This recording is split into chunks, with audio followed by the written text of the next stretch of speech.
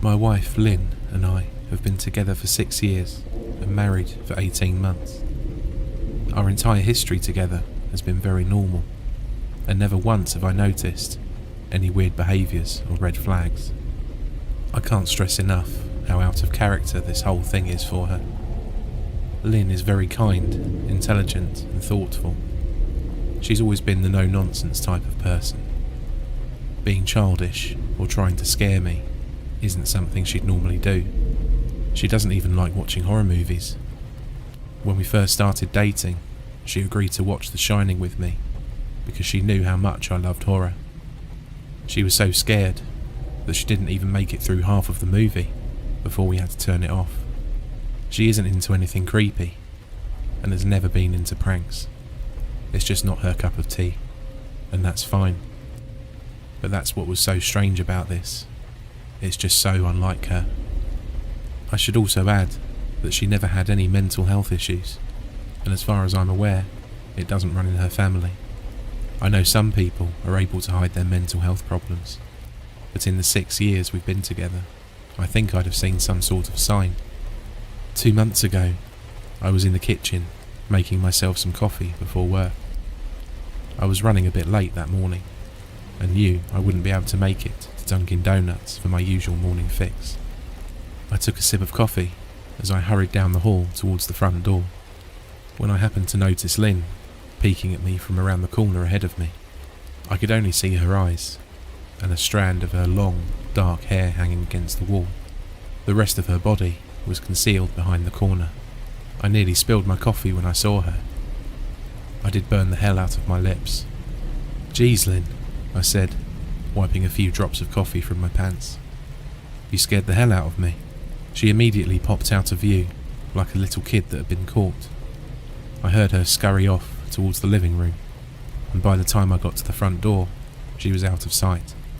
It was really weird, and just totally out of character for her, like I said. But I also found it kind of funny that she was being more playful and a bit less serious. I shouted that I loved her and called her a weirdo.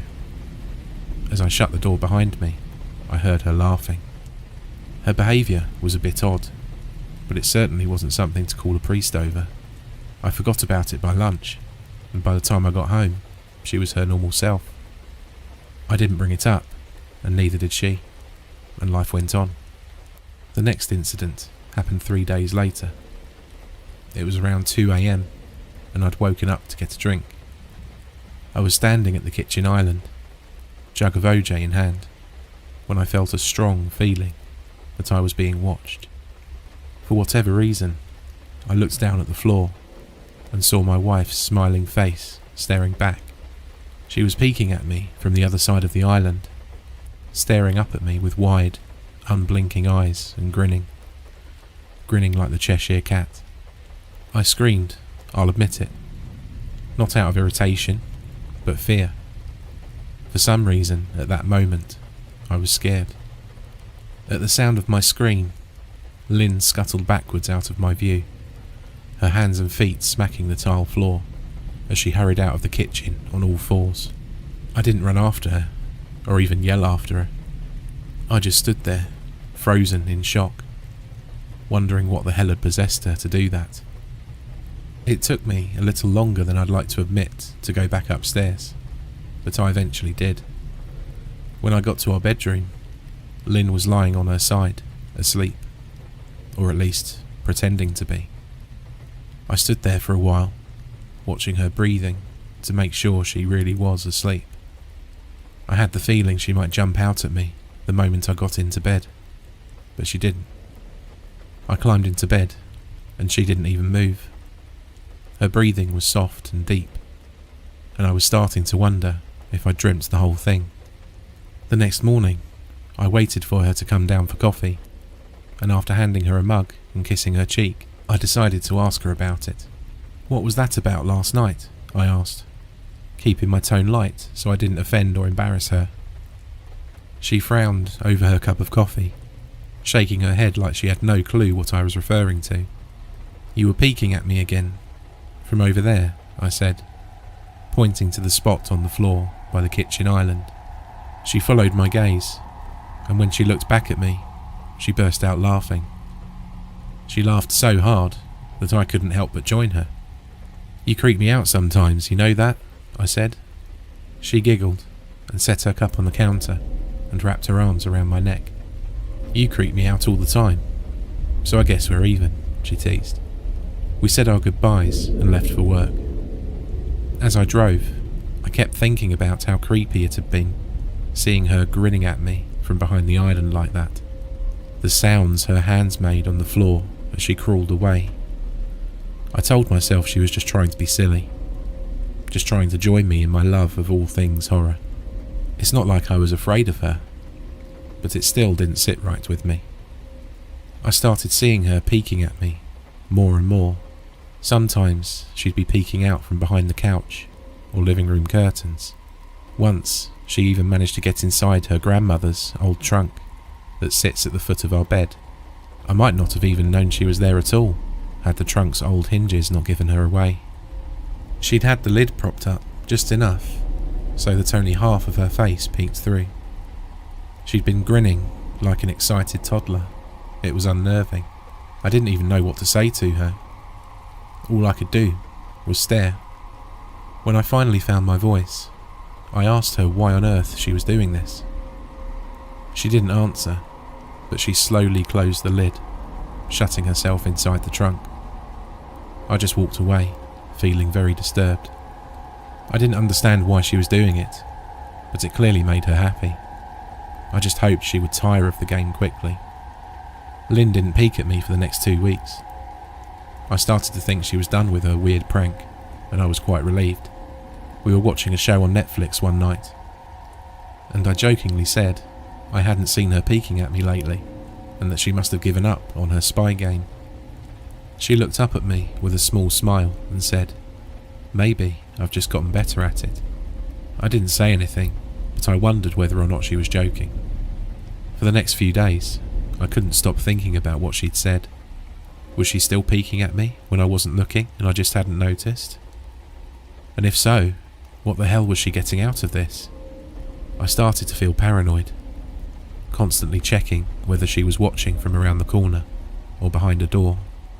I was jumpy whenever I was home and she wasn't in full view of me. I felt stupid and a little crazy, but after a few weeks without another incident, I began to relax.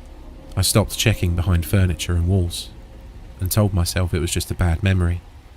Then, a few days ago, things got so much worse. Lynn left to go to a friend's, and I lounged on the couch and played a couple of games on my laptop. Around 9 p.m, I hopped in the shower, and as I was washing the soap from my hair, I felt that awful feeling that I was being watched. I slowly opened my eyes and almost had a heart attack. Lynn was peeking from behind the shower curtain.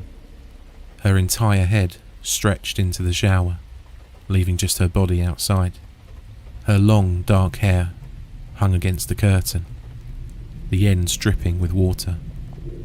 Her mouth hung open in a terrible grin, eyes wide and red as if she hadn't blinked in a while. I screamed and jumped back against the wall. She didn't move, nor did her smile waver. Her makeup ran down her cheeks in 2 black streaks. She looked giddy and completely deranged. I was absolutely terrified. We stood like that for a few moments, neither of us saying a word. Finally, after what felt like forever, she slowly pulled her head back out of the shower, and I watched her blurry figure through the curtain as she moved backwards towards the bathroom door. A second later, the bathroom door slammed shut, hard enough to rattle the mirror. I screamed again and jumped out of the shower to lock the door. I stayed inside the bathroom for over an hour. Maybe I overreacted to some of you, but joke or not, I wasn't going to put up with the crazy stuff anymore. That's what I kept telling myself as I paced in my bathroom, stopping to listen at the door every few minutes. Suddenly, I heard a muffled sound, and I pressed my ear against the bathroom door, straining to listen. I couldn't hear anything, but I envisioned Lynn standing on the other side of the door, giggling at her joke. I felt a surge of anger. I was beyond annoyed at being made to feel scared in my own house, and made to hide in the bathroom for an hour. All for what? Some joke? If it was a joke, it was an awful one. "What the hell, Lynn?" I snapped. "This is getting really damn annoying." I waited for her to apologise, or to call me a jerk. But instead, I heard a faint moan. So quiet, I wondered if I heard it at all. And then, complete silence. "Lynn?" I called out, not even able to hide the shakiness in my voice. I got no response, just my own heavy breathing. "I swear to God, just stop it," I yelled, pounding my fist on the door. I waited for her to cuss me out, something I would expect from me talking to her like that. I never screamed at her before, but there was nothing, just the occasional drip from the shower head. I won't deny that I was scared, too afraid to open the damn door and face my own wife. I waited another 30 minutes or so, which feels like a lifetime when you're scared. Finally, I decided I wasn't going to spend the night hiding in my bathroom, so I got down on my knees and peered under the door. I almost expected to see her face peeking back at me, but thankfully I didn't. I could see straight down the hallway to the top of the stairs, but no Lynn. I didn't know if I should be happy about that or not. I looked for a few minutes, waiting to see her head pop up over the top step, but it never came. I stood up, my hand hovering over the door, and mentally prepared myself to open it. I slowly turned the lock with shaky fingers, and was about to yank it open, when I heard a sound that still makes me feel nauseous to this day. A moan, louder than before. But this time, I was able to tell just where it was coming from. I turned my head to the closet door, as if in slow motion, and locked eyes with my wife, who was peeking out at me from the slight gap. Her eyes were still as wide as ever, and her mouth was hanging open in the most grotesque, gaping smile I'd ever seen. I didn't even scream. I was too scared for even that. Her hands were clasped to her chest, body trembling with sheer delight, as if she could barely contain her excitement. A short, raspy moan bubbled up from her throat, deep and raw, sending a shiver through my entire body. Somehow, I found the ability to pull the bathroom door open, and ran as fast as I could all the way down the steps, snagging my keys and phone from the table in the living room before running outside to my car. I could hear her shrill laughter behind me, but I didn't hear her getting closer. I didn't bother shutting the front door. I drove away from the house faster than I legally should have, shivering the entire time, either from fear or the cold, maybe a little of both. I hadn't grabbed a coat or even a pair of shoes. I was still in my boxers, and my hair was still damp. I drove straight to my brother Chris's house, about 40 minutes away, ignoring any and every call and text that I got. I didn't check my phone until I was safely parked in my brother's driveway. Lynn had called 4 times and sent a flurry of texts, all wondering where I'd gone and why I left like that. I threw my phone at the dashboard in a rage, furious at her nonchalant attitude. My brother and his wife were surprised to see me, especially dressed in just a pair of boxers, but told me to stay as long as I needed. Chris lent me some clothes and asked me what happened.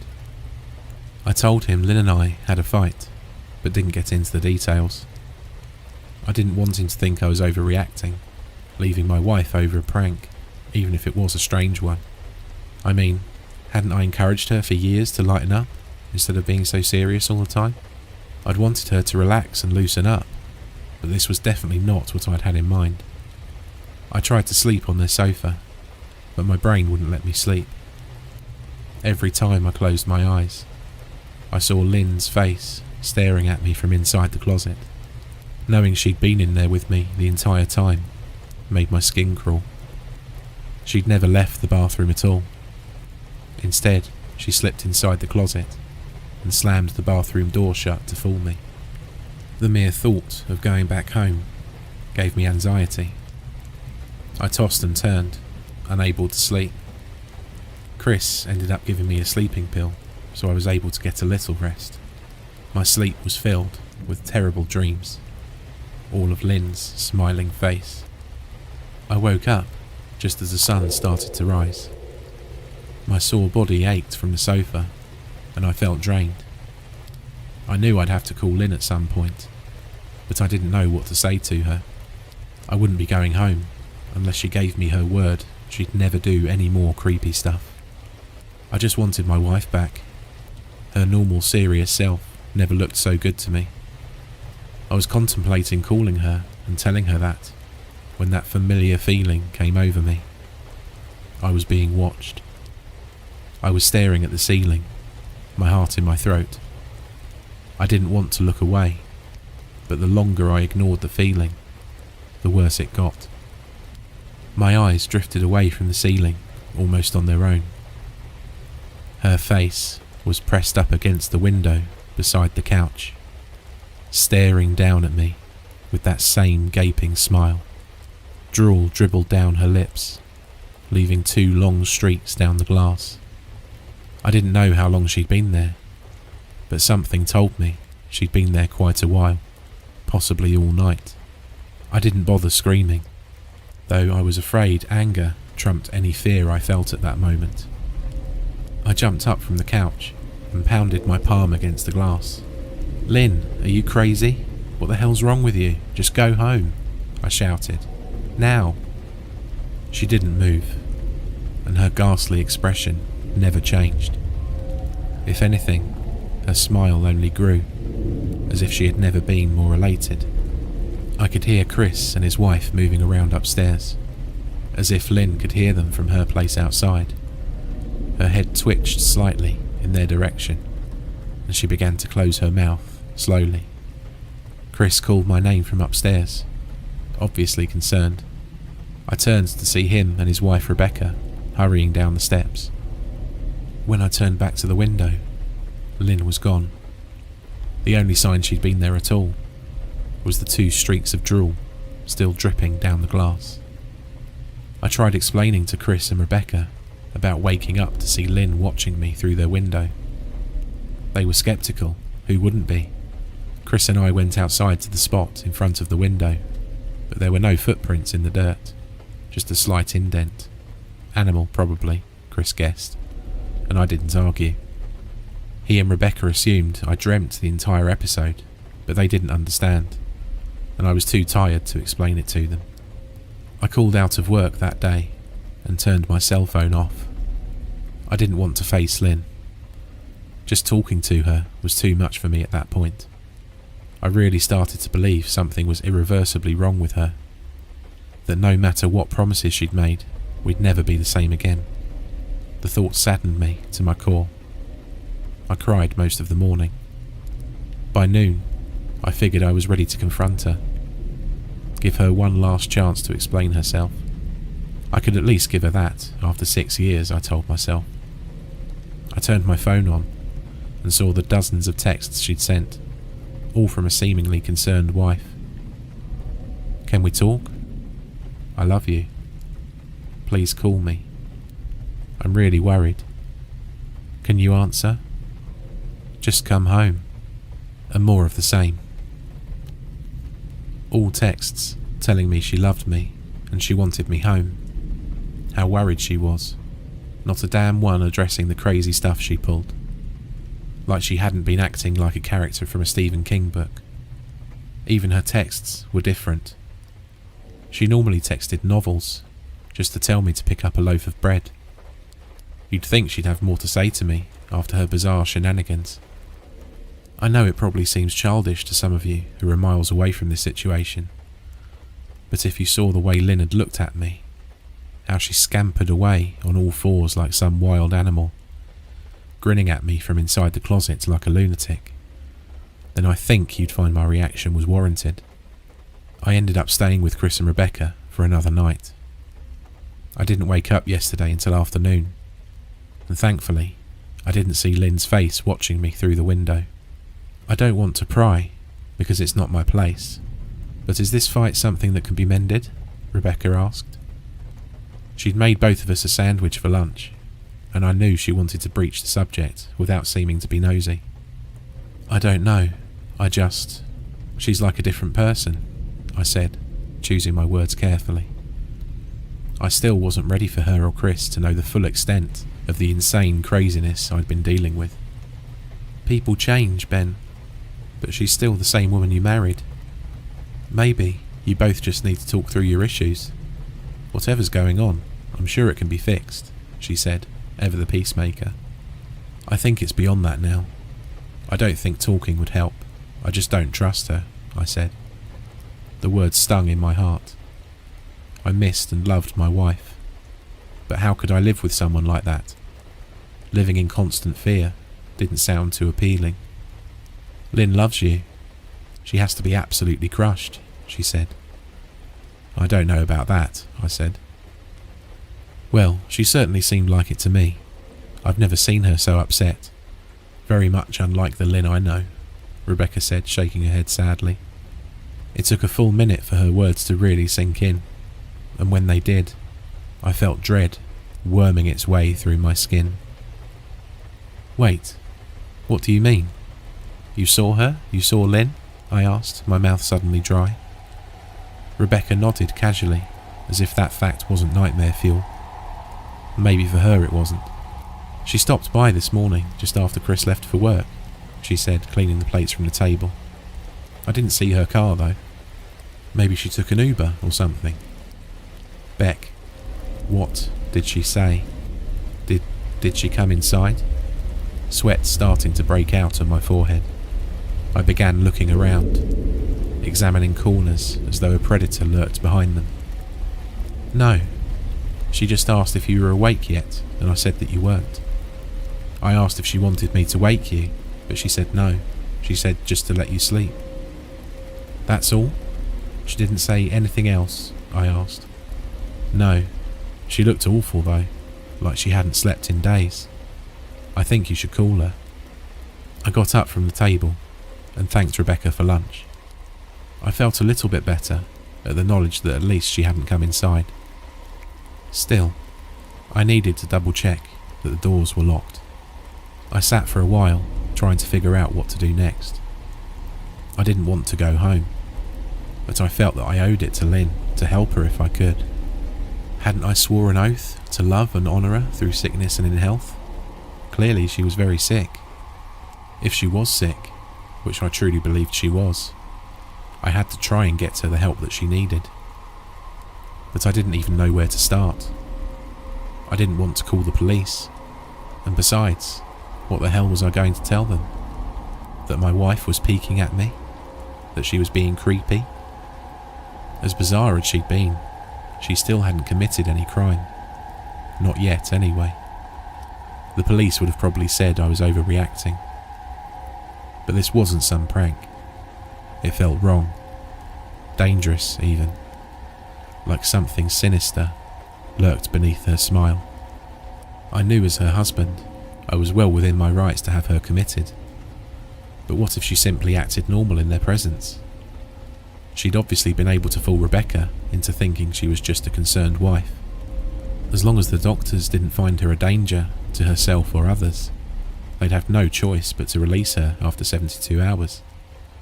I felt lost and overwhelmed. So I did what any husband in my position would do. I called her mother. I didn't want to, believe me. Her mother, Marianne, and I were never on the best of terms. We'd never fought or anything like that. She just wasn't a very warm person, and wasn't really easy to get along with. She hardly ever smiled, and when she did, only her lips would move into a thin-lipped smile, leaving her eyes as blank as before. She gave off this aura that felt like she was permanently on the offensive. I'd only met her twice, and both times were for such short visits. I got the impression she didn't approve of me for her daughter. Lynn always ushered us out quickly, as she didn't want me to feel uncomfortable, which I was grateful for. Being in her mother's company felt almost unbearable, like walking on glass. I was glad when we moved 3 states away, so we didn't have to see her often. I was happy to avoid the woman, but I needed her help. I really didn't want to talk to her at all, but I had to talk to someone, and someone who knew Lynn better than I did. So I grit my teeth and did what I had to do. "Yes," she answered, already sounding irritated. "Marianne, it's me, Ben. Do you have a minute to talk?" I could hear her cluck her tongue in irritation. "I'm in the middle of writing some checks, but if you insist, I suppose I could spare a moment."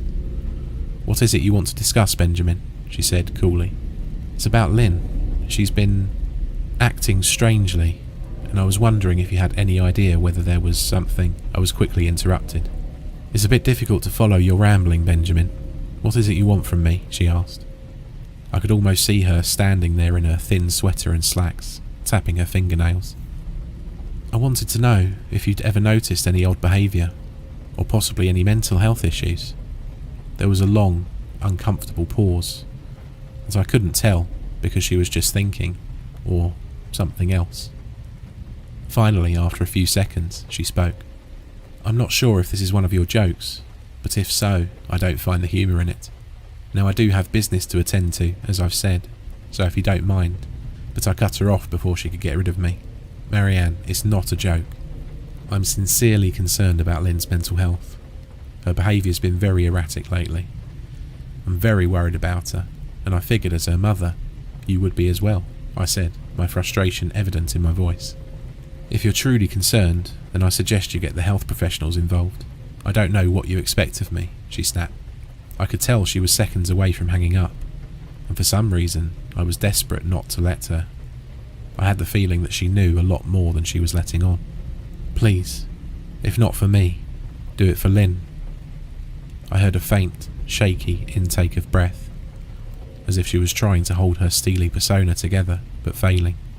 "Benjamin, I don't know what to tell you. My only advice would be to seek professional help. Do not call here again. Goodbye." I tried to call out to her, but she'd hung up. I tried to wrap my head around the call, and her refusal to help me. Even if she didn't like me, why wouldn't she want to help her own daughter? I couldn't understand that. I tried to replay the conversation, desperate to find something that I'd missed. After a while, I almost gave up, until I remembered her last words to me: "Seek professional help." She'd said those words with a bit of urgency. I could have just been grasping at straws, but no, I was sure her voice had changed ever so slightly when she'd said that, as if they were very important. What had she meant? I assumed she'd been referring to medical professionals, but maybe she was referring to someone else, someone that she didn't, for some reason, feel comfortable saying directly. Or maybe I was just desperate. I waited for Chris to get home, and after a very long and exhausting conversation with him and Rebecca, I convinced them that Lynn truly needed psychiatric help. I didn't tell them everything. I wasn't prepared to go into it yet, but I told them about our last encounter, how she'd hidden in the bathroom, peeking at me from the closet. They were obviously shocked, but thankfully they believed me. They too just wanted to help her. They still didn't think it was all that serious. Weird, maybe, but not dangerous. They just kept saying that Lynn had to be playing some kind of weird joke. "Maybe for the internet," Rebecca offered, if only half-heartedly. Chris didn't think we should involve the police just yet. He offered instead to go with me, and I readily accepted.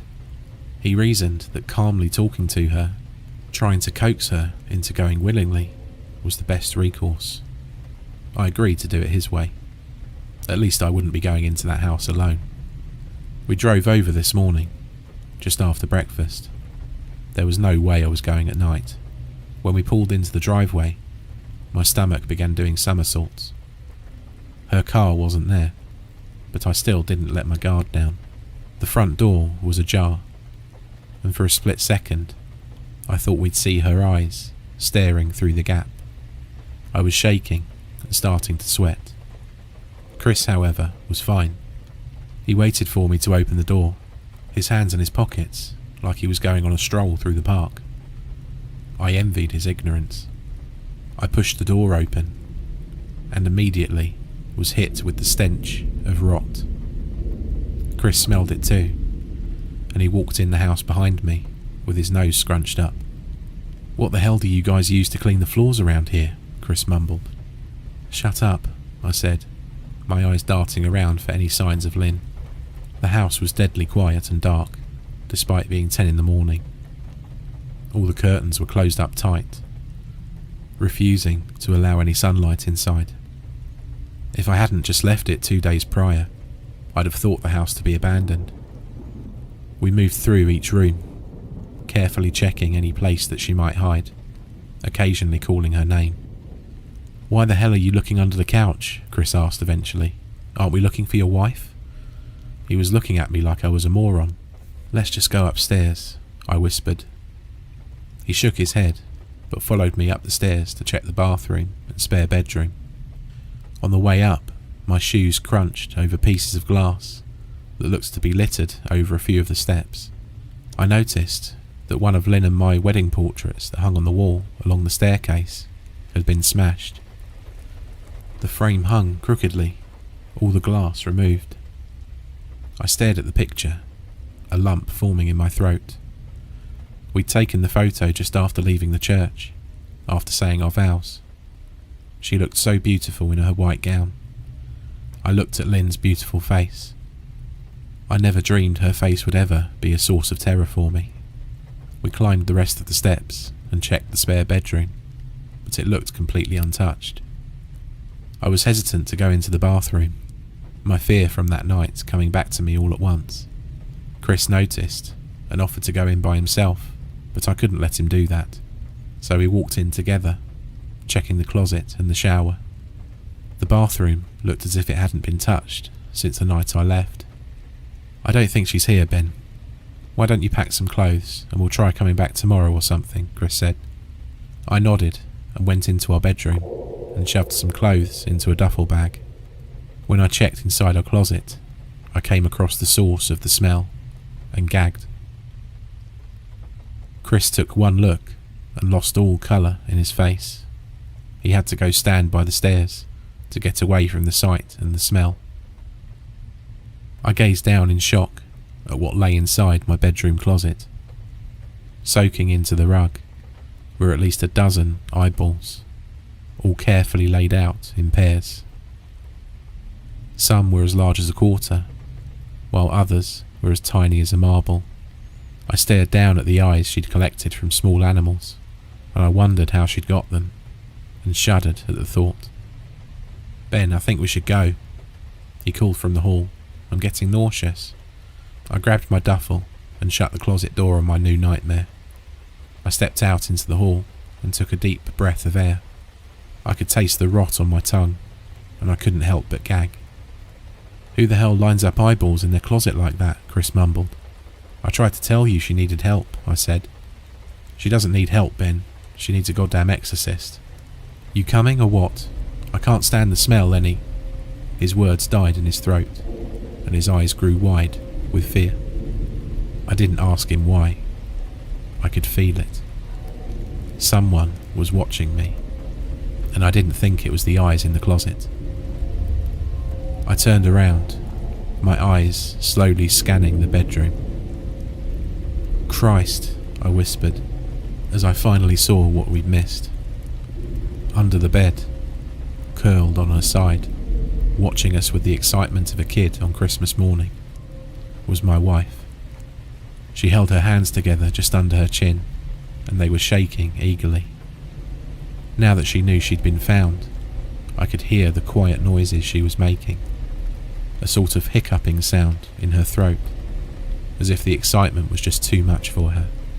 It was unnerving, to say the least. Wide eyes, and that same huge smile. Everything in me told me to run, but I forced it away. This was my wife. No matter how twisted, she was still the woman I married. I had to help her. "Lynn," I said softly. She didn't respond, but her head bobbed back and forth, in two quick little movements as if she was nodding. "I just want to help, okay?" Can you let me do that?" I had taken a single step forward, approaching her like some kind of dangerous animal. "I love you, Lynn," I said softly, taking another step closer. She let a tiny moan escape her wide-open mouth, and I had to resist the urge to run. Her shoulders were starting to quiver, and her eyes grew as large as saucers. I crouched down so I could see her better, and immediately saw the blood. Her hands were covered in it. They trembled more the closer I got, as if she was barely able to contain herself. "Lynn, are you hurt? You're bleeding," I said. She bobbed her head again, her bloody fingers moving up and down, as if playing an invisible piano. They occasionally grazed her skin, leaving smears of blood. I wanted to recoil in disgust. The smell that was coming off of her was revolting. I could feel the vomits trying to climb up my throat. Her lips were dry and stretched thin, blood seeping between the cracks. I knew she wouldn't come out on her own, but I didn't want to leave her in the state she was in. I scooted closer and reached out to her. The excited hiccuping sounds got louder, and her hands shook, fingers flexing. It was then that I could see the blood oozing from in between her fingers. "Oh my God, Lynn, you're bleeding," I said. Instinctively I reached out to take her hand, but before I could even touch her, her hand sprang out towards me. A sharp pain shot through my arm, and I fell back. My arm burned, and I could see the blood dripping down onto the carpet. I looked back at her in shock, and saw her grinning madly, her fingers clutching a large shard of glass. "You all right in there?" Chris asked from behind me. I turned my head slightly and nodded to him, cradling my arm to my chest. When I turned back to face Lynn, I saw that her focus had shifted. She wasn't looking at me anymore, and she wasn't smiling either. She was staring past me, her eyes glaring at Chris, the way a hungry lion might stare at an antelope. Her mouth was still hanging open, but twisted into a snarl.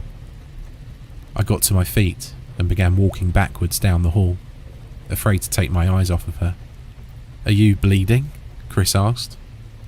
The moment the words left his mouth, Lynn started scooting out from under the bed, the glass shard still in her fist. "Run! Go!" I yelled. He must have been too afraid to move, because a second later I felt my back bump into him. He was still standing at the top of the stairs, staring at the horror that was my wife. Lynn had crawled completely out from under the bed and stood in the bedroom doorway, her face twisted in rage. Her whole body was visibly tense. Blood ran down her fingers and onto the floor. I reached back and pushed him towards the steps. "Move," I said, as quietly but firmly as I could. Lynn bobbed her head in fast, sharp motions and began to grin, stretching her mouth open wider and wider so that her chin seemed to touch her chest. I heard Chris mutter a prayer, and then he was running down the stairs.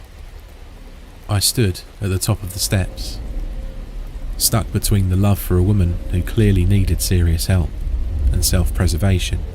"I only want to help," I said, choking back tears. Her eyes focused on me once again as she slowly lifted the glass, holding it out in front of her, and then she started sprinting towards me, grinning with utter excitement. Thankfully, my body took over, and I flew down the stairs, skipping 2 or 3 at a time. I made it to the front door before I felt her leap onto my back, wrapping her arms around my neck, her open mouth next to my ear, so that I could hear those terrible hiccuping sounds up close. I shook her off of me, knocking her to the floor. I felt a searing pain in my back as she went, but I tore open the front door and bolted to my car. Chris was standing in the front yard, talking on the phone with the police. I didn't say a word. I just ran to my car and jumped in. Chris took the hint and followed me, still on the line with 911. I watched the rearview mirror, sure I'd see her there, running after us, but I never did. I went straight to the ER and got 11 stitches in my arm and 3 on my back. The police asked a lot of questions and went back to the house to do a search, but of course, Lynn wasn't there. They advised me to stay with a friend or relative for a while and to file a restraining order as soon as I could, but none of those things would matter. Somehow, I just knew. I dropped Chris off at home and went to a motel an hour away. I wanted to put as much distance between me and Lynn as I could. This is where I've been for the last 4 hours. I thought maybe the police would find her. Maybe they'd get the help she desperately needs. But now I don't think so. Because 40 minutes ago, I got a text from an unknown number. Just 3 words. I found you. And a picture attached. The picture was dark and grainy, but I instantly knew what it was. There was no mistaking my wife's eye. I started typing this out immediately after. I don't know what to do. I'm alone and scared, and I can't help but feel that I'm being watched.